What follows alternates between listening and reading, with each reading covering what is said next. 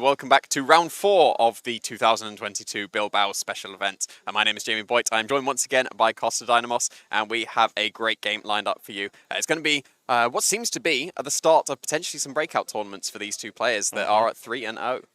3-0 indeed. We've got two UK homegrown players. We'll be having Menelik versus Matt for this round 4 right now. They're both at 3-0, so really a good opportunity to be able to showcase the UK scene as well, come into fruition again. As, of course, Mr. Boy, you're not competing today as well, right? No, we're having a lot of fun with this commentary, seeing some fantastic games. Yeah. So please put into the chat your support for whoever you think is going to be winning this game, whether it's going to be Menelik or if it's going to be Matt. So yeah, this is going to be a great game. It's no small feat to go undefeated this far into the tournament already. 3-0 is a very good start to your tournament run, and you want to be keeping that momentum going, and one of them is going to be able to keep that undefeated record going forward. 4-0 is a very strong position going forward into the second half of the tournament. It really is, and even to the 3-1 player as well, it's still really good because you're going to have that really good resistance going in the next rounds forwards, right? So I think it's a good opportunity in general to be able to try to capitalize as much as you can. We've seen multiple players at some points, like even at Frankfurt, for example, we saw Marcus Stata. He started with 0-2, and he was able to just go straight ahead in day 2 in Top Cut. And at the point that both of these trainers are at, I think it'll be great to actually see what each of them can showcase as well. So I'm really looking forward to actually going ahead and checking out the Pokemon, as we're going to be seeing the achievements from Menelik's side. At the moment, they don't actually have a lot of achievements other than, to be honest, that's pretty good. That's pretty good Pokemon. Yeah, pretty good Pokemon, right? Pretty good Pokemon. We all start somewhere, though, right? So we always got to have our first tournaments and our first breakout tournaments as well. This very much could be Menelik's breakout as well. So 3-0 is a very strong start. We also have Matt Maynard, who has done reasonably well in the online scenes that we've had so far, and also in the top 16 Liverpool regionals. The first tournament we had back, the top 16 is just one win away from the top cuts. So very, very good placing there. And 5th place in the qualifier for the EU Players Cup, just one win away from qualifying for the grand finals there as well. So definitely going to be a good match coming up between these two players. It really will be indeed, as we're just going to go ahead and transition into the team preview, where over on Menelik's side, we're going to be seeing them bringing the Calyrex Shadow Rider, Thunderous Incarnate, the Kyogre, Whimsicott, Incineroar, and Regieleki, whilst over on Matt's side, we're going to be seeing the Calyrex Ice Rider, Mimikyu, Incineroar, Palkia, Amoonguss, and the Regieleki. So a very common team that we've seen with a very good Trick Room and balanced sort of structure over on Matt's side, whilst we've got a bit more of the hyper-offensive mode coming out over on Menelik's. Yeah, it's 2 restricted pairs we haven't seen just yet in this stream, so it's very interesting to see them featured here. And like you said, yeah, the team for coming out from Menelik just wants to hit hard and hit fast, it seems.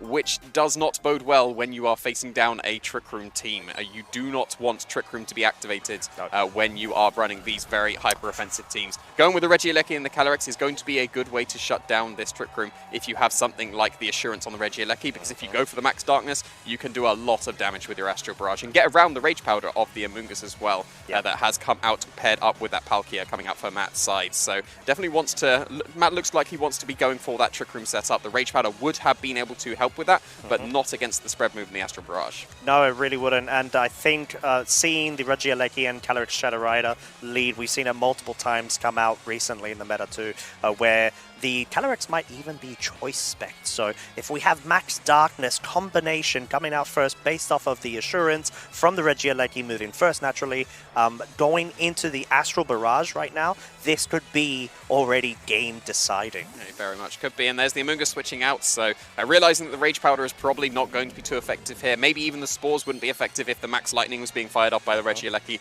on that turn as well. Just going to be able to switch into the Incineroar to take the Astral Barrages a lot more comfortably here. And we'll have to see if there's going to be a Dynamax coming out from both players. It is going to be at least one from Menelik's side of the field, so if that is going to be the combination of the Max Darkness coming out from the Regieleki into the Astral Barrage, that's going to do a lot of damage to the Palkia. Almost certainly going to pick up a KO, especially depending on the item on the Calyrex that does tends towards the choice specs on these kind of teams. Would have to probably be a Dynamax in response from the Palkia to be able to survive that attack.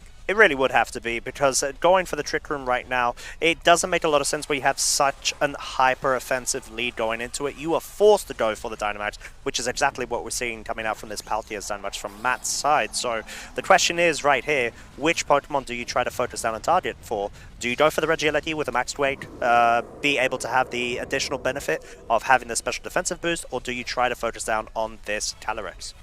It seems like you are focusing down on the Palkia with the Regieleki at least, and not opting for any max darknesses. It is going to be going for the max lightning, just doing a little bit of damage there. Going to be taking the electric train that would have stopped the spores coming out from the Amoonguss, but not much damage really coming out at all. It is going to be the follow-up Astral Barrage, and that would have been enough to KO this Palkia if it did not go for the Dynamax. So a very good choice for Matt, going for the Dynamax here to fire off this Max Geyser in response, and being able to do a lot of damage to that opposing Calyrex and pick up the KO, because it did take a little bit of chip there from the Life Orb coming out from the Calyrex. It really did, and Life Orb Calyrex isn't something that we're accustomed to seeing, at least for quite a couple of series right now. Being able to bring that back at the moment, it's not as powerful as a Choice Specs, but it's definitely more powerful than a Focus Sash Calyrex Shadow Rider. So we're actually seeing it not being able to be locked straight into that move. But Whimsicott actually is the next third Pokemon that is to be revealed on Menelik's side, and is now on the field. But at this moment, we're not really looking for additional speed, are we? Not particularly. You're going to be outspeeding for sure with the Regieleki and the Whimsicott. So Whimsicott's just going to be helping out the Regieleki here, because it wasn't really doing too much damage to that Max Lightning. It's going to do no damage if it hits into that Max Guard, but no, it is going to be firing off into that Incineroar. Here we go, Max Lightning into the Incineroar, helping-handed, picks up the raw KO. Of course, we have to remember that this Regieleki is in its previously set electric terrain, so it is not only benefiting from its very good ability of the Transistor, it is additionally adding on that damage output due to the electric terrain. And now we've got the Amoonguss back onto the field. There is no spread damage potential right now, at least from Regieleki and Whimsicott, barring any Dazzling Gleam perhaps coming out from the Whimsicott. But in this scenario, I think it's very safe to go for the Rage Powder. Yeah, you can go for the Rage Powder, but if the Whimsicott is carrying Moonblast, that would ignore it with the Grass typing, so it would be able to fire off a big attack here, and Switcheroo is the move of choice into the opposing Palkia, going to give that eject button to it and taking away the Life Orb, but it will be redirected into the Amoonguss with the Max Lightning from the Regieleki. That one is not going to be able to ignore the Rage Powder here, so it does eat up that attack. Palkia stays on the field, even with that eject button, fires off the Max Quake into the opposing Regieleki, and doing a very sizable amount of damage. Not going to be able to pick up the knockout, unfortunately, even with the super effective hits, so very comfortably taken with that Regieleki, with the Dynamax going to be able to survive that attack. The special defense boost could be very useful for the Palkia going forwards to be able to survive any of the fairy type attacks that could come out from the Whimsicott, but going to be able to survive this Dynamax even with that eject button set onto it. I think it does, because at this point, I guess the Palkia is actually threatened, so that was a really good Whimsicott Switcheroo play, because now you've got the potential of going for the Moonblast, completely ignoring the Amoonguss, and the Palkia is kind of forced to go for a defensive play, I feel, here, as we're going to be seeing the Whimsicott actually not even go on the offensive. It switches into the Kyogre, and we actually get a Protect coming out from the Amoonguss right now. It makes a lot of sense, because Regieleki always threatens with a double spread move right there. You go for the Electro Web, you're able to pick up the eject button, or should I say proc it, on that Palkia, force the switch in, whilst making sure that you have the Kyogre for additional pressure in case for the third and final Pokemon, final Pokemon that hasn't been revealed on Matt's side, which is that Calyrex Ice Rider. Yeah, it was a very smart switcheroo from the previous turn, even though the Rage Powder was going to guarantee that the Regieleki didn't activate the eject button that turn. Yep. It was setting up for this turn, because you can go for Electro Web, bypass the Rage Powder that way, and guarantee that Trick Room doesn't go up that turn if the Electro Web is able to connect with Palkia, as we did see it does. But now the Calyrex is switched in, it is still at full HP at this point. If it can survive a Water Spout, and in combination with the Electro Web, it could be able to set up that Trick Room. It really could, because we do have to take, well, actually, we're going to be seeing the Wild Charge, so no Electro Web here. It does go into the Amoonguss, so not even trying to go perhaps for that spread damage there, which is boosted by the electric terrain. I don't think it would have been enough to actually pick up the KO there, as Water Spout does still deal a lot of damage. But of course, we do see the Trick Room is now set up over on Matt's side, and the rain has just ended. Yeah, and that's exactly the position that you want to be against in these hyper-offensive kind of teams, if you get that Trick Room set up, you have the control for the next 4 turns, because most of the Pokemon on these hyper-offensive teams are so fast that you commit to doing damage and knocking out the opposing Pokemon before they can move. But if they can move first, they're going to be able to KO you because you sacrifice the bulk of your team for the offense coming out here. So now the Calyrex is in a very strong position. It's going to be able to fire off a Glacial Lance to pick up the KO on the opposing Regieleki, and the Max Lightning was launched up in that very first turn of the game, and now the Electric Train on the perfect time has disappeared, so you can go for a very safe Spore into the opposing Kyogre, you can go for a very safe Glacial Lance. The only switch into that move would be the Whimsicott, and that's not going to like taking Glacial Lance either, so very nicely positioned here for Matt. It was a very offensive initial start for Menelik coming out, but Matt has able to survive that storm and now set up that Trick Room, potentially for that Calyrex to be able to sweep through the rest of the game, and I think Menelik realizes it.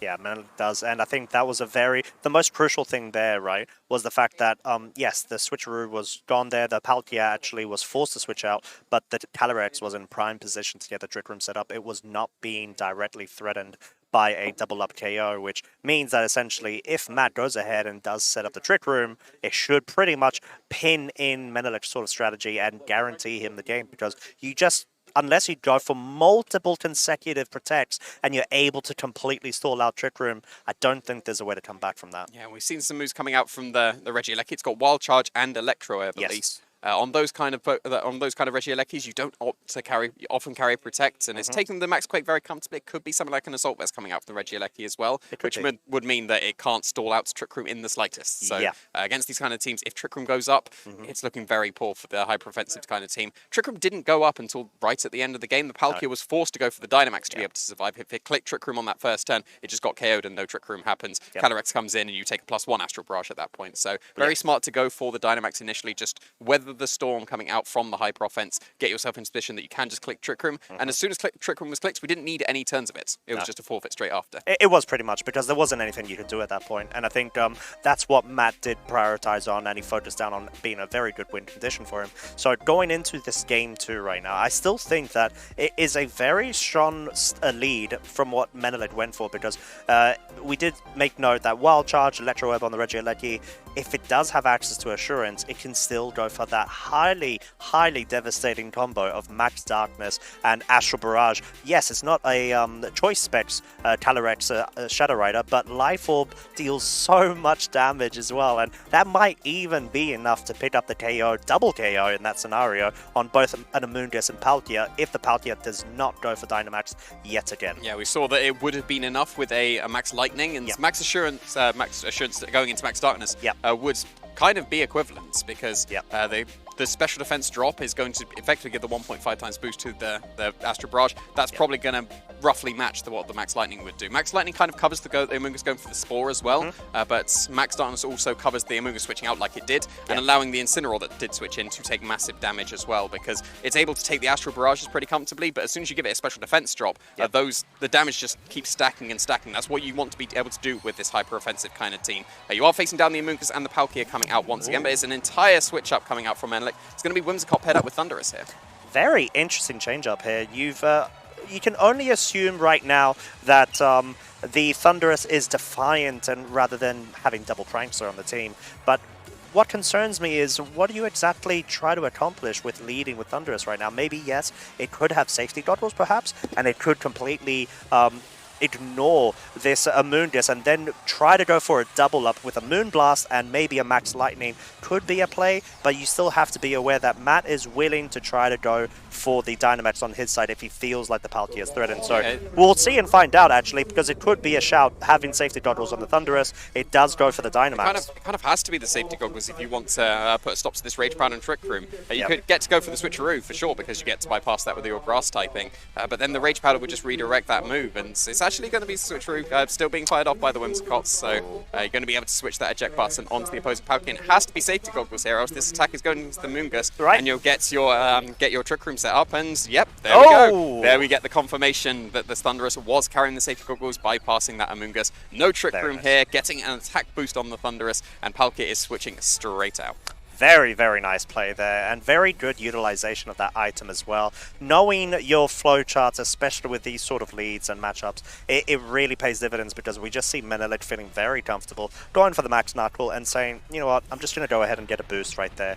Take advantage. I know your Palkia is threatened, even if it goes for the Dynamax, even if it goes for the Trick Room, it is not staying on the field. It is going straight out. And in this scenario, you've got the Calyrex Ice Rider coming in, and this Thundurus, yes, it is very weak and very prone to Calyrex Ice Rider, but the thing is, it is also boosted as well, so it will still be threatening and dealing damage. You could even set up Electric Terrain if you want to completely nullify any sort of Spore pressure coming out from the Amoonguss going into the mid-game. Yeah, and we'll have to see if the Calyrex is able to survive this attack coming out from Thundurus, because it's going to be helping hand boosted at least. That's what you want to be doing with the Whimsicott. If it's able to pick up the KO on the Calyrex, you're pretty much going to ignore Trick Room for the entirety of the game, but it's Max Darkness coming out from the Thundurus. It's going to be a super effective hit, and it is enough to pick up the KO on that Calyrex. A very smart knuckle on that first turn of the game to get that attack boost. That was necessary, most likely, to be able to pick up the KO on that Calyrex. And Amoonguss is pretty much useless here. Pollen Path into yourself that's just been KO'd is not going to be very effective here at all. And it seems like this Thundurus is going to be the way to stop that Trick Room being set up. And you feel that has been perfected and well rehearsed from the flowcharts, right? That is a complete strategy just being able to be enveloped right here and executed so well from Menelik. So in this scenario, you're still ignoring the Amoonguss. Amoonguss is doing nothing. It has been completely rendered useless at this point against this matchup, and I wouldn't be surprised to actually see it running about as much as it can. I think it's forcing the Palkia to go for the Dynamax and try to utilize and do something, but the Palkia, it no longer has a Life Orb. It is still prone to any sort of Moonblast and final Dynamax move into the slot, so it could even just be going for the Max Guard here. Yeah, it definitely could be, but then if you go for the Max Guard, that at least stalls out the final turn of the Thundurus, but Amoonguss is still doing nothing, so you do need to go on the offensive here, which Matt does decide to do, but Helping Hand Max Lightning is still going to do so much damage to this Palkia because it is +1, and yeah, that extra chip that it took initially from that Knuckle is enough to put it in range of that +1 Helping Hand Max Lightning, and Palkia is just taken care of completely, and Amoonguss is just sitting there doing not really much at all because the Palkia is going to disappear, maybe another side Pollen Puff will happen and not hit into anything, and yeah, that's a very sad Amoonguss right now. That is so sad.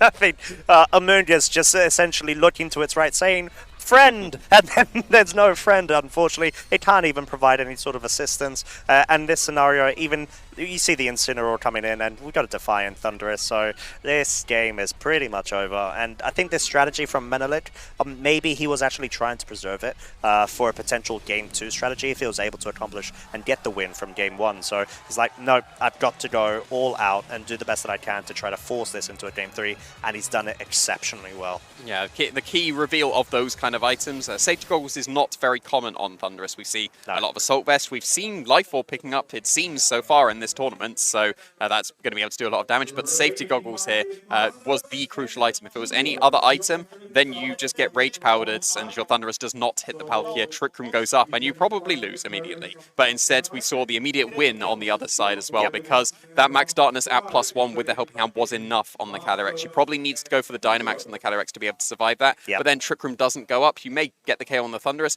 but then in comes the Calyrex to be able to threaten another KO. So very nicely played. Very nice adjustment and a reveal of the item choice on the Thundurus there. That was very crucial going into this second game. Like you said, saving it for a second game. If you were able to take that first game and then surprise your opponent with the Game 2, then that's going to probably steal the set for you at that point. But need necessary adjustments, and now you've got that reveal. Matt can play around it, but what could they do to play around it? I know, and I think they pretty much have to kind of go a different venue when it comes to a setup, right?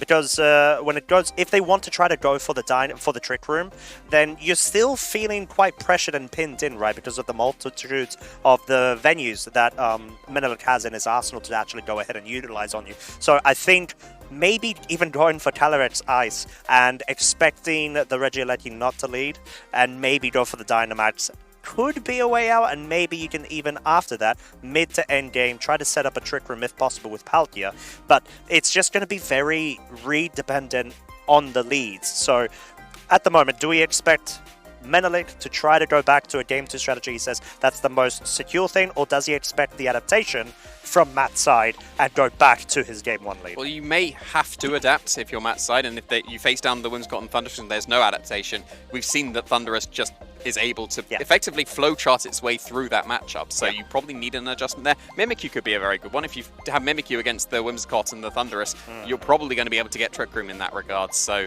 but then if you do switch up to the Mimikyu and you see some another Regieleki Calyrex, then that's not going to be too great here. But there is going to be that slight adjustment here coming for Matt's side of the field. They're going to be sticking for Thunderous and Whimsicott coming out for Menelik, but there is the Calyrex Ice paired up with the Incineroar.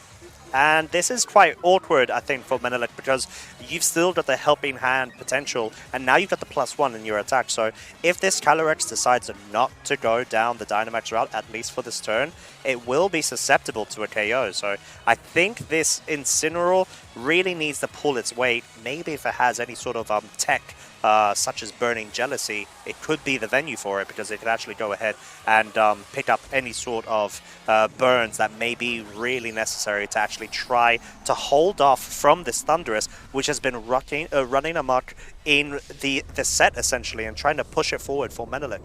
Yeah, and so it's still a little bit awkward leaving with that Incineroar, because you get the Intimidate onto it with the Defiance. So we are seeing the Dynamax at least, so you would assume that that is going to be the Calyrex, because if it is not the Calyrex, it won't be able to survive that +1 helping hand boosted Max Darkness that we did see. So yeah, it's going to be the Calyrex. It seems like Matt is committing to not going with the Trick Room. Like we saw in Game 1, they didn't click the Trick Room button for a long time, going for the Dynamax instead to try and weather out this Dynamax on the Menelik side of the field, and that's the option they're going for with here, because it seems like another helping hand max move is coming into this Calyrex. It makes a lot of sense, I think, this adaptation, because you need to try to put the pressure on if this Thunderous is going to lead once again. We're going to see the fake out, not coming, or I would say not being that important, but then, of course, there's the eject button right there, which does force the Whimsicott to switch out right now. This may be strategic from Matt's side, because obviously he's very well aware of what this Whimsicott is carrying, as he's seen it multiple times with the switcheroos. So being able to actually bring in the Incineroar here might not be the best scenario, but this is a Calyrex Ice Shadow Dynamax, right? I'm expecting it to survive this and be able to go on the retaliation, pick up the KO if it can against this Thunderous, but we haven't seen an item reveal on the Calyrex. We may see it right now if we just wait for another second there, and yeah, it doesn't matter about the Intimidate now, you're going to get a +1 boost with that weakness policy. That is easily going to be enough to KO this Thunderous. It would probably be able to survive if it wasn't the weakness policy, but it is, and that Thunderous is gone on turn 1, so a very good adaptation coming out for Matt's side of the field. It was quite interesting to see the Incineroar waiting in the back for Menelik, because that means they haven't brought one of their restricteds. They've left the Kyogre or the Calyrex Shadow Rider on the bench, but the Intimidate not going to be too useful here, because that's going to be nullified by this Chilling Neigh boost that is going to put it back up to +2. And now the Calyrex, it's taken a lot of damage. It's probably in range of the Calyrex Shadow Rider's attack with the Astral Barrage, but it's done its job. It's taken care of the Thunderous. That was the crucial Pokemon in that game 2. It effectively ran away with that game, and now it's taken care of on that turn 1. The only awkward thing is you took so much damage to be able to do that, and probably in range of this Astral Barrage now. That could even be a kind of fail-safe plan from Menelik's side, right? He needs to at least make sure that he can prioritize that Incineroar to allow the Calyrex more room to actually go ahead and maybe run away with this game, because what is really stopping this Calyrex essentially seems to be that Incineroar. It could also be a Mimikyu in the back, or even a Regieleki, but we're actually going to go ahead and see the Calyrex Ice Rider go for the max guard here, being well aware of the scenario that it does not want to get KO'd at all. This is a Life Orb boosted Astral Barrage. It is going to still be targeting that Incineroar, and oh my lord, it deals so much damage. I was expecting to see the critical hit message there, and I saw none. No, that was from the Max Darkness drop that we saw initially in that turn 1, because you can see like the stacking up of the Max Darkness. That's why you pair Max Darkness Pokemon with Calyrex Shadow Rider, because even just one drop, that Incineroar resists that hit, and now that is a 2-shot with the Astral Barrage. There's nothing the Matt can do about this. The Astral Barrage is almost certainly going to be able to KO that Calyrex with the Life Orb boost. Probably not without the Life Orb boost, and it may be a bit close because it's just Life Orb instead of Choice Specs, but that was so much damage. Even if it's not able to pick up the KO, you get to pick up KO in response with the Incineroar. So yeah, very free fake out and Astral Barrage. There was nothing that Matt could do about that turn. They just need to hope that their Calyrex is able to survive this attack, but even if it does, it needs to also outspeed the opposing Incineroar. It really does, and I think this switch out makes a lot of sense from Menelik's side, because you're going to be able to have that Incineroar to completely utilize in following turns, and look at that, Jamie. Yeah, it's just gone. Double KO, double boost coming onto this Calyrex's side. So being able to force it now up to +2 of its special attack. This isn't looking particularly good for Matt unless there is a Mimikyu or Regieleki, but there's a Whimsicott on the field for speed control. Yeah, it kind of has to be that Mimikyu at this point. So the Calyrex has taken a reasonable amount of chip from its own Life Orb and the Hail that was set up. So if it is Mimikyu waiting in the back, that could be in range of Shadow Sneak at this point. And if it is going to be the Mimikyu paired with the Palkia, you can Shadow Sneak KO the Calyrex, and then Palkia can deal with the Whimsicott and the Incineroar, but it's going to be Regieleki at least waiting in the back, which is not going to like that speed control because the Palkia is paired up with it. You can just click Tailwinds to be able to put your Calyrex faster, and I'm pretty sure that both Pokemon are going to be dropping to that +2 Astral Barrage, so very nicely positioned here for Menelik. Maybe if the Regieleki's carrying the Focus Sash, you can just go for the attack with the Regieleki afterwards, but Palkia don't opt to carry Protect often. It does not go for Protect here, and it's having to eat up this +2 Astral Barrage. And here it comes, everybody. Astral Barrage at +2, further boosted by Life Orb, leaves no survivors other than that Regieleki Focus Sash, but of course that will be going down to the Hail at the final turn. We see both trainers going ahead and giving a handshake there of acknowledgement, and Menelik just showing why this Calyrex just, if it's given the space to do so, it will run through your team and say nay to all of its counterattacks. Yeah, you can see how this matchup works. If Trick Room goes up, that's pretty much the game over. If Trick Room does not go up, that is much more in favor of the hyper-offensive player, and we saw a very good adjustments coming out for Menelik in that Game 2 and Game 3 because Trick Room was not set up there. So if the Trick Room's not set up, then you are sitting very comfortable. Even sacrificing your Thunderous on that turn 1, all you needed was forcing the Calyrex to go for the Dynamax instead of going for the Trick Room. And that was enough. Even giving the Weakness Policy boost to the opposing Calyrex, you got that chip to be able to put it in range of that Astral Barrage. And a very nice item choice with the Life Orb as well. The Choice Specs would have also done it, but opting for something like the Focus Sash would not have been strong enough, and then the Calyrex would have been able to survive that attack and get off another +2 Max Hailstorm and pick up another KO. So very nice item choices coming out for Menelik's side of the field. The Life Orb and the Calyrex doing a lot of damage. The Safety Goggles being very crucial and just effectively stealing immediately Game 2 on the Thunderous, and the Switcheroo on the Whimsicott forcing out the Palkia so it couldn't set Trick Room in the next game. So you can see how crucial these item choices are, and especially on these kind of teams that are so hyper-offensive and wants to just be doing the massive damage, the item choices are very crucial. Well, yeah, because you're forcing your opponent's hand to only very limited options that they could go for, because it kind of makes sense going for the Calyrex Ice Rider to at least put pressure on the Thunderous, but like you said, the Calyrex Shadow Rider comes in afterwards from Menelik's side and just runs through your team because of the Max Darkness synergy, and I think it's just such a high level, a very good establishment to show like the hyper offensive strategies where, okay, sure, all right, you took away my Dynamax turn 1, but think about what's coming in the back, and we saw Calyrex Shadow Rider just go straight through. Honestly, it was the damage that this Pokemon deals, especially Life Orb, especially with any sort of like boost, like Grimnate boost they could get. It's just so powerful, and you really need to have your checks for him. Well, the check was the Incineroar, but then it took a Max Darkness drop, so then it was no longer a tech. It got 2-shot at that point. So yeah, it's very strong showing for that kind of team. Very interesting to see Calyrex Shadow Rider and Kyogre going 4-0 in this tournament, and you can see there we came in with a player with no achievements behind them at the moment. This could be their first achievement, so going to be very interesting to follow Menelik going forward into this tournament as they take a 4-0 record going forward. So that is going to be it for us in round 4. We will cut to a very short break and we'll be back very soon.